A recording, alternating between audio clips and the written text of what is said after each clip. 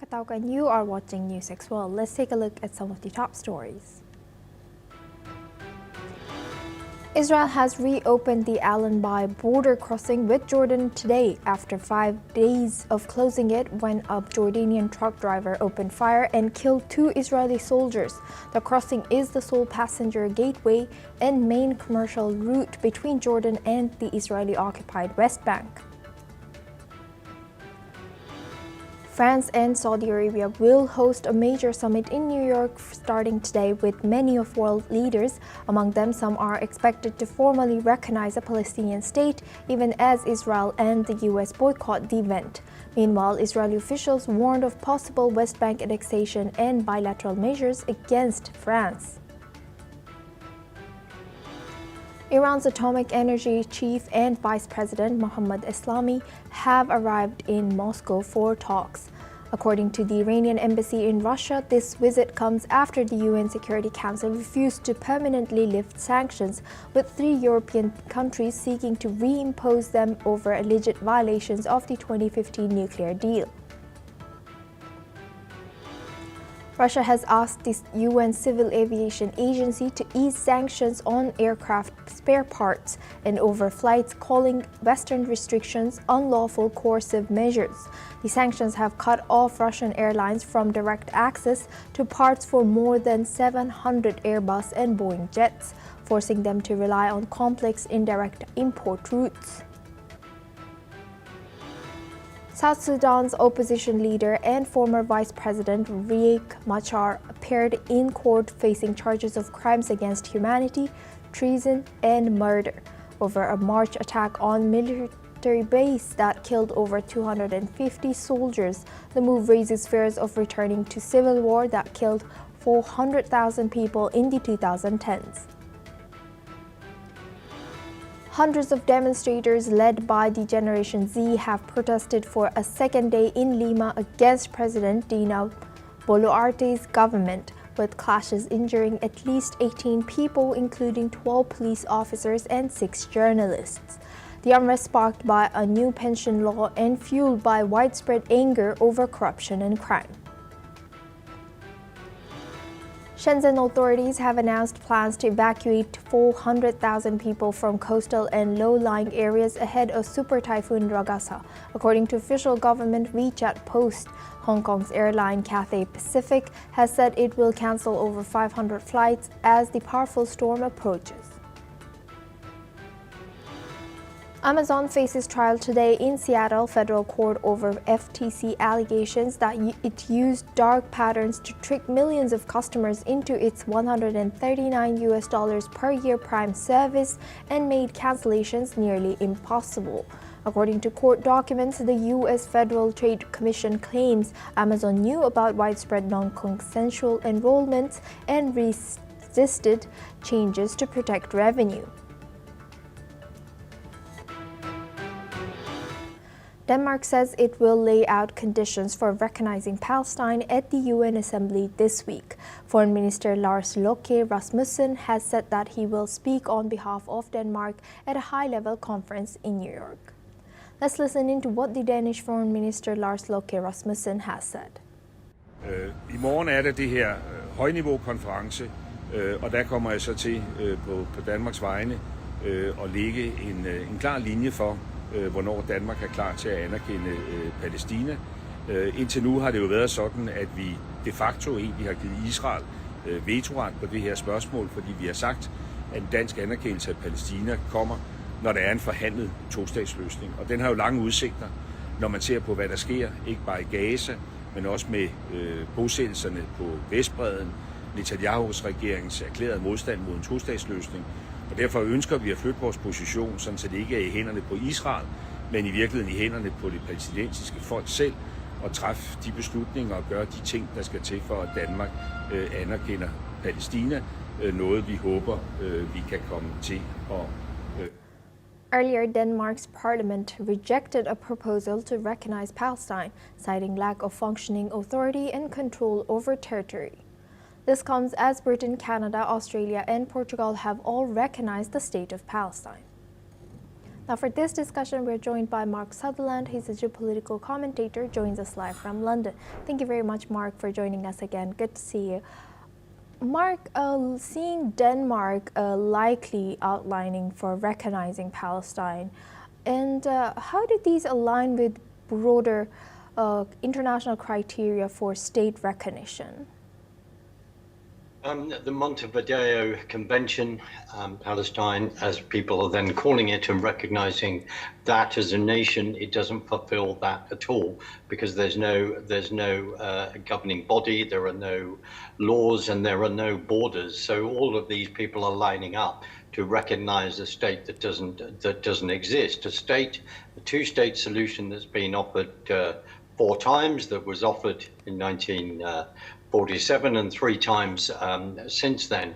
And Israel, of course, 1948, declaring their independence and then fighting a war immediately, the Arab nations around attacking, and then fighting 67 and 73 and more.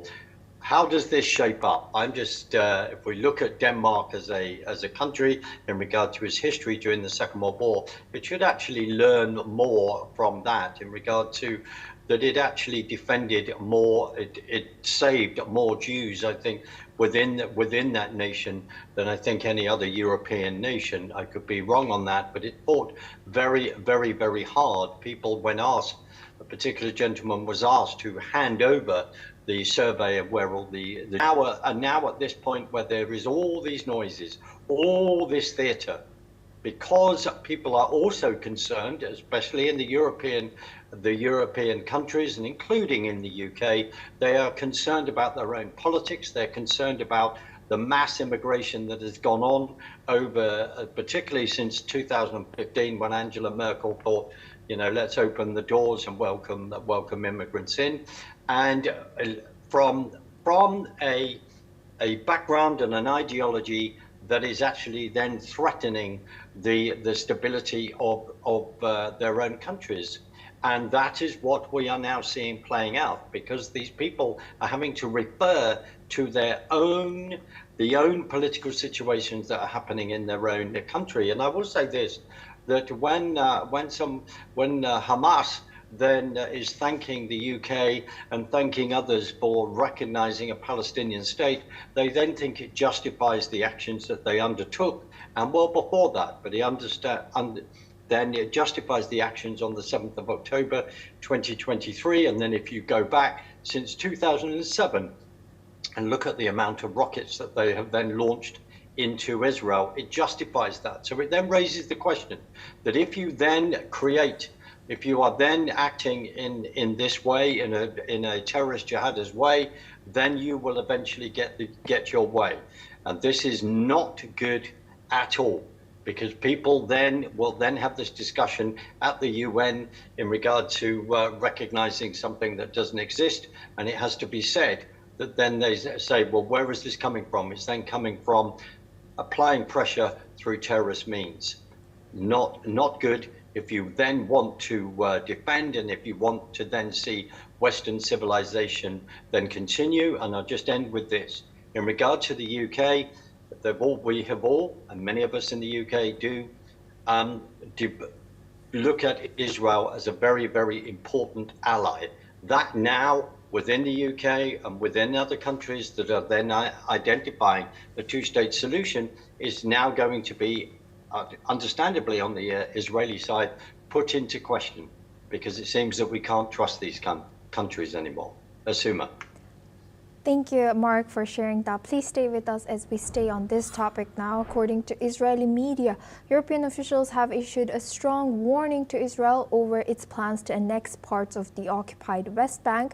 The warning comes after Prime Minister Benjamin Netanyahu signaled that Israel may move to annex areas in response to the UK, Canada, and Australia recognizing Palestine as a state. According to Israel's Channel 12, European officials cautioned that if Netanyahu and his government seek to destroy everything that has been built in the Middle East, they will face consequences. In a video message, Netanyahu claimed that countries recognizing Palestine are rewarding terrorism and insisted that Israel has long prevented the establishment of a Palestinian state. He also boasted that Israel has doubled the number of illegal Jewish settlements on occupied land and vowed to continue expanding them, declaring that the creation of a Palestinian state will not be allowed.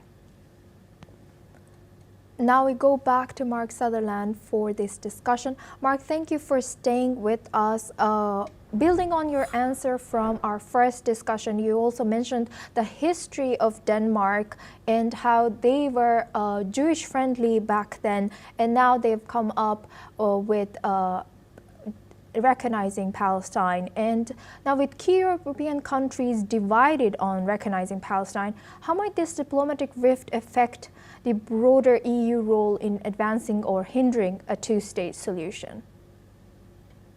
Well, that's a very, very good question, because, and if you then come under the heading of a biblical rule, you then turn around and say that if you then come against the Jewish people, come against Israel, then you will then be caused to be divided. Genesis 12. People want to look that up. Go and have a look. Talks about that. And because all of this then plays out in the political arena, the fact is that these European countries, my opinion, are looking at their own demographics within their own country. And that's what they are then paying attention to.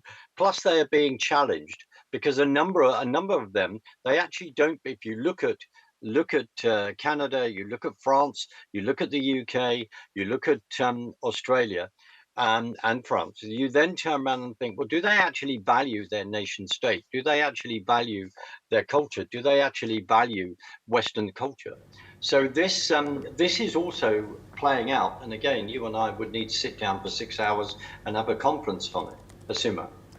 And so you also mentioned this, but if we don't have the 6 hours, so if you can briefly just touch down on, why are these countries in Europe accepting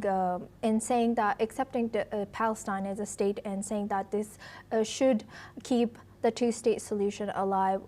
What's in it for them?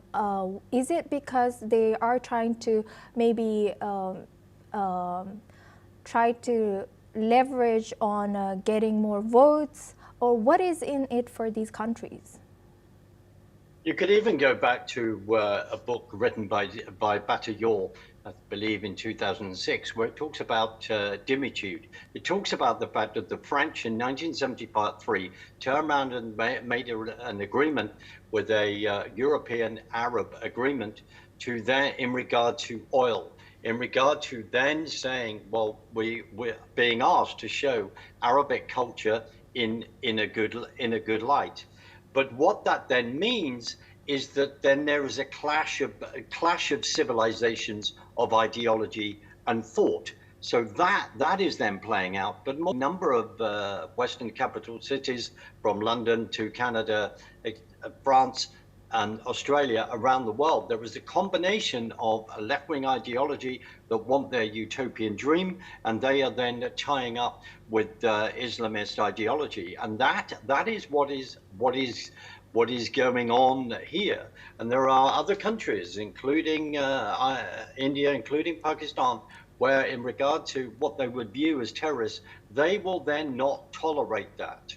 We have in the UK 45,000 people that MI5, MI6 are then aware of, who believe in an ideology that is not positive towards the UK. Other people can research and find that out. So it's a complete, Yes. Asuma, it's a complete mixture of many things that we are seeing, which are playing out now. Yes. And it's not as idealistic and simple as some people think, Asuma. Right. Thank you very much, Mark, for sharing that. Please stay with us as we stay on this region now. Meanwhile, the Israeli military has announced the killings of Iyad Abu Yusuf, deputy commander of Hamas's naval police, in a recent airstrike in central Gaza. The strike was carried out by the Israeli Air Force using intelligence from the naval and military intelligence divisions. The IDF claims Abu Yusuf participated in the October 7, 2023 onslaught, planned ambushes against Israeli troops, and provided security for Hamas's assets. The IDF released footage of the airstrike and video of its Navy shelling a Hamas operative on the northern Gaza coast earlier this week. Now we go back to Mark Sutherland. He's a geopolitical commentator joining us live from London. Thank you very much, Mark, for staying with us. Now, what's your reaction to this news that has just come in? Well, in regard to taking this Hamas operative out, who was then participated on the 7th of October in 2023, when 1,200 citizens of Israel were murdered under heinous acts, when 250 hostages were then taken. I think the reaction is then understandable, where Israel then had their borders, people came over their borders and did these appalling acts. So then it takes time, as they have done, and they have proved that over the last 2 years, that they will catch up with people that have then been commanding and sought to bring these events out. Asima. Right. Thank you very much, Mark, for staying with us throughout this topic and sharing your insight all the way from London. Now we move on to our next news.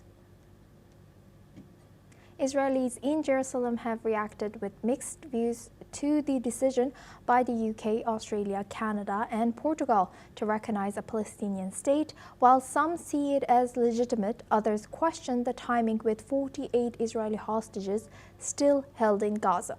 Let's listen to what a few people residing in Jerusalem has said. This move of recognizing Palestine is something that the European countries and Australia is doing just to silence criticism in their own home. This will not change a single thing. We are on the verge of the 2-year mark of this catastrophe that both Israelis and Palestinians are suffering from. And recognizing a Palestinian state will not bring back a single hostage, nor will it save a single Palestinian baby.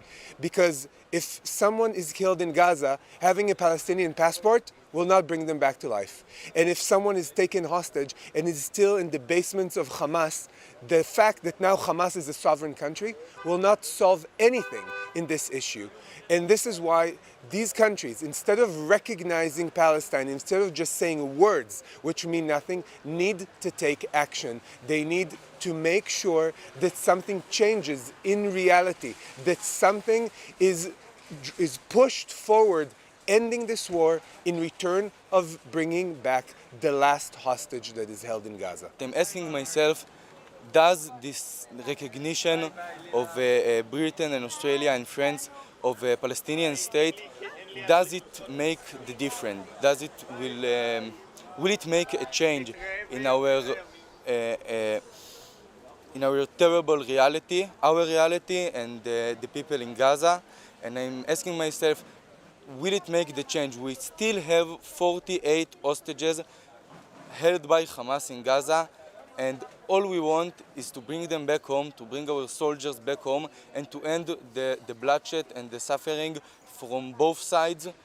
And I'm not sure that this recognition of a Palestinian state will end this war. In Israel, they are taking this as a direct threat to the country and to the Jews, but this is part of the way of thinking that all the Netanyahu propaganda has given to this country, that anybody criticizes Israel or the government is against the country and against the Jews. I don't think so at all. We are many Israelis who say, I'm not my government, I'm for stopping the war. Palestinians have welcomed the decision by Britain, Canada, Australia, and Portugal to recognize a Palestinian state, hailing it as a historic achievement. Let's listen to a few more reactions.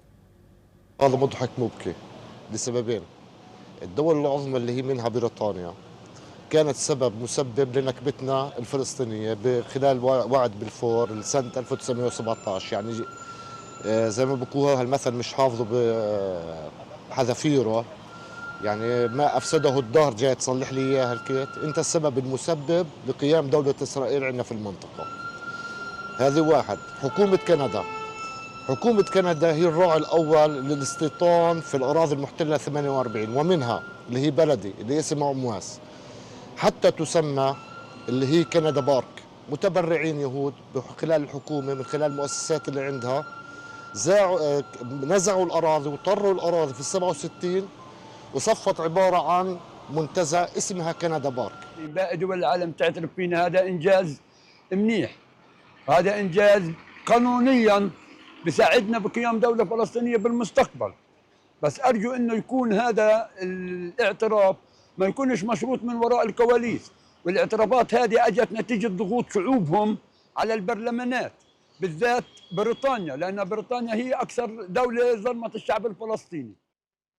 شوف يعني حتى اليوم احنا من خلال متابعتنا لاحظنا انه حوالي اكثر من 150 دولة اعترفت بالوجود الفلسطيني، لكن للاسف على ارض الواقع احنا شايفين عكس ذلك.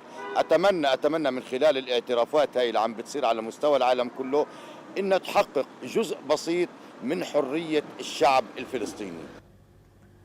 French Foreign Minister Jean-Noël Barrot has spoken about the latest round of sanctions brought forward by the European Union targeting Russia, lauding the fact that it is the first such large-scale package of sanctions that has seen coordination between Europe and the US since President Trump's return to the White House. The 19th package of sanctions presented by the European Commission President Ursula von der Leyen earlier this month includes a ban on importing Russian LNG to the European Union starting in January 2027, as well as measures targeting cryptocurrencies and other banking services.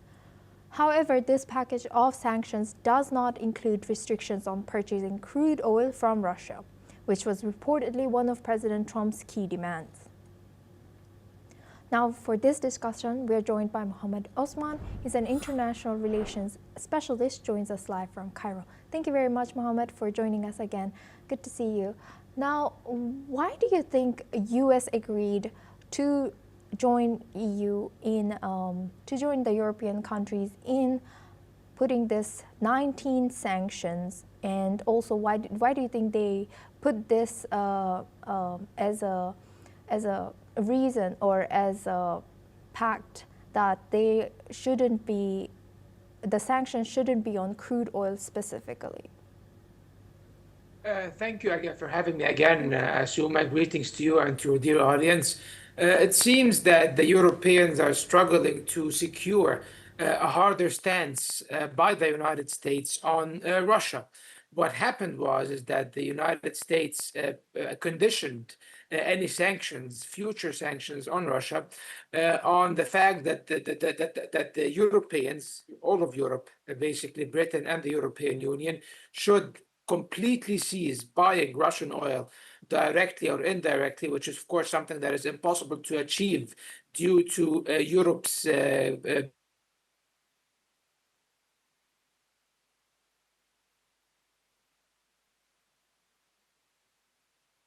might have some network issues with our guests, but thank you very much, Osman, for sharing that. Now we have a breaking news. An earthquake struck California in the early hours of today, with tremors felt across the Bay Area. The U.S. Geological Survey put the epicenter close to Berkeley with a shallow depth of 8 kilometers. Data from the U.S. Geological Survey indicated that the quake had a magnitude of 4.3. Initial reports indicate that a preliminary earthquake with 2.4 magnitude also took place around 12:50 a.m. their time near Petrolia in California. Now we move on to our next news. Russia's defense ministry has said that its forces have taken control of the settlement of Kalynivske in Ukraine's Dnipropetrovsk region. While the news has not been independently verified, it would make Kalynivske the fourth settlement in disputed territories to be claimed by Russia over the last week. Russian forces over the last week have entered the eastern side of Dnipropetrovsk and have been trying to establish a foothold in the industrial heartland, as confirmed by Ukrainian authorities. Now, for this discussion, we are joined by Mohammed Osman. He's an international relations specialist joining us live from Cairo. Thank you, Mohammed, for staying with us. So how could this rapid succession of territorial claims by Russia affect the dynamics of ongoing conflict and also Ukraine's defensive strategy in these 4 regions? Of course, it reinforces Russia's stance on the ground, and it basically strengthens their negotiating position in any future diplomatic process or endeavor, which is highly unlikely at this point, given the battlefield situation and the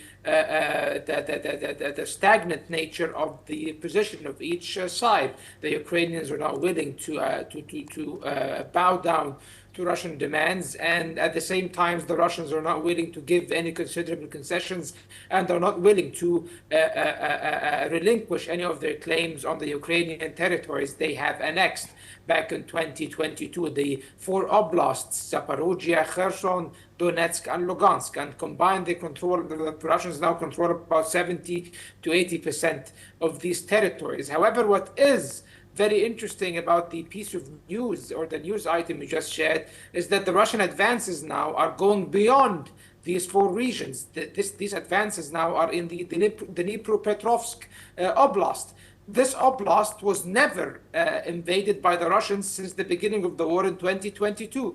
Even in the initial major phase of the war in February and March of 2022, when Russia invaded several parts of Ukraine, the Russian army never reached Dnipropetrovsk, but now they are well within into the oblast. They have been so for about over a month, and they have captured more than a handful of settlements and villages, and they are advancing, which of course is jeopardizing the positions of the Ukrainian army in what remains under their control in both Zaporozhye and in Donetsk. So it seems that Russia is escalating. Russia is acquiring more and more territory, which means now that they will have even more cards to bargain with. The Russians have proposed an idea of territorial swaps in the previous round of negotiations in Turkey, when they said that we can give Ukraine some of their land back, as in lands in places like Sumy, Kharkiv, and Dnipropetrovsk, which are oblasts or provinces that are not claimed by Russia,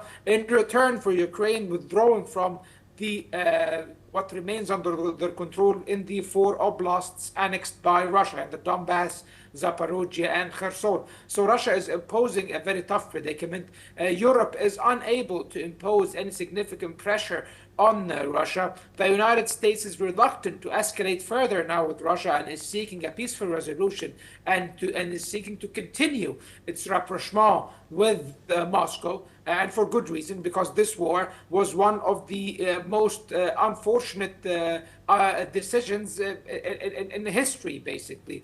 That the Europeans and the Americans have pushed Russia into invading Ukraine by insisting on NATO expansion, and by baiting Russia as such. There was this calculation, or miscalculation rather, that Russia can be drained out in this war, bleeded out, and taken out of the equation. What actually happened was Russia was very resilient and relentlessly resisted and persevered, and actually now is inflicting a major defeat on Ukraine, despite all of the pressure and the sanctions and even the battlefield losses and economic losses that Russia has incurred, Asuma.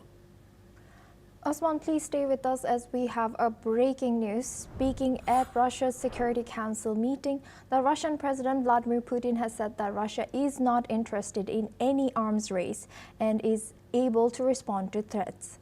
The Russian president also blames the problems in strategic stability to West's actions, while adding that the global situation right now is deplorable and continues to deteriorate. Furthermore, he has also added that Russia is ready to stick to New START arms treaty and a year after it expires, if US does the same. Now we go back to our guest discussion with Mohammed Osman. He's an international relations specialist, joins us live from Cairo. Thank you, Mohammed, for staying with us. And you were just speaking about how resilient is Russia in your previous answer as well as the previous discussion. What's your reaction towards this breaking news that has just come in? I think President Putin is giving a signaling to President Trump that he is not interested in going back to the area of complete enmity with the United States, which was the case basically during the Biden era Russia-US politics. However, now Russia is taking advantage of Trump's disinterest in continuing this confrontation by proxy between Russia and the United States, and is eager to de-escalate. And he is sending the Americans a message telling them that he is not interested in engaging in an arms race reminiscent of that previous arms race between the Soviet Union, Soviet Russia, and the United States and the West back during the Cold War. However, President Putin might have all of these wishes, but on the ground, of course, Russia is engaged in an arms race with the West. So is China as well. And the entire world right now is actually scrambling for rearmament. And there is massive military spending of some sort because the world is in a state of constant instability at the moment. We are at a moment in history, Asuma, that historians and political scientists might call the interregnum. And of course, this is a Latin term borrowed from the Roman Empire when it was basically the transitional period between Roman emperors. And now the world is witnessing a very similar predicament, where now the world is transitioning from the unipolar moment, where the United States, since the year 1991, up until 5 years back, it was the sole hegemon and the sole superpower in the world, to a new world system or international system that is supposed to be multipolar, with other big powers playing a prominent role alongside the United States, namely countries like China, like Russia, like India, and many others. Mohammed, thank you very much for joining us and sharing your insight throughout our news. That was Mohammed Osman from Cairo. Now we move on to our next news. Nepal's interim government, led by former Chief Justice Sushila Karti, has set up a panel to investigate the violence during anti-corruption protests this month that has killed 74 people and forced Prime Minister KP Sharma Oli to quit. More than 2,100 people were injured while protesters set fire to the main office complex that houses the Prime Minister's office, the Supreme Court, and the Parliament building, as well as malls, luxury hotels, and showrooms that the demonstrators said were owned by people close to corrupt politicians. Ramesh Vorkanal, who Karti put in charge of the finance ministry, has said that the three-member panel, headed by retired Judge Gauri Bahadur Karti, had been given 3 months to complete the probe. Now for this discussion, we're joined by retired Major General G.G. Dwivedi. He's a defense analyst, joins us live from New Delhi. Thank you, Major General, for joining us again. Good to see you. Thank you, Asuma. Good to see you. Now, how could this formation of the investigation panel and the leadership of interim government influence public trust? Do you think they will be able to gain the trust back of the very angry, perhaps very angry civilians in Nepal moving forward? Asuma, well, absolutely, because if you recall this month early, Nepal went through almost a tsunami because the student protest which started against the government for corruption and also for inefficiency actually turned very violent, and it took a heavy toll because almost 74 people lost their lives and more than 2,100 were injured. Now the interim government that have been brought in, its major challenge is to bring in normalcy in Nepal, create an environment wherein the elections that are scheduled for March 26 can be conducted without any violence or peacefully. And more than that, currently the Nepalese people, the Nepalese society needs certain amount of healing touch. So this committee that have been formed will definitely go a long way in assuage the feelings of those who lost their lives and their kith and kin, and also it will send a message that government is there to clean up the system for whatever interim time it is there. But the point at issue is, I think this step is in the right direction because a panel headed by a former judge, Bahadur Korki, will definitely come out with certain very subtle outcomes as to what exactly was the protest about, what was the damage done, who are the people who are involved, and he has stated that he will be looking at both the sides. So I think that this panel that has been set up is in the right direction. It will assuage the feelings of those who lost their lives and their kith and kin, and also in general public, it will give a message that government wants to bring in normalization and also build in confidence amongst the people so that Nepal is back on track for its development and prosperity. Asuma. And Major General, what do you think, what key findings are expected from this panel to uncover about the current government's response to anti-corruption?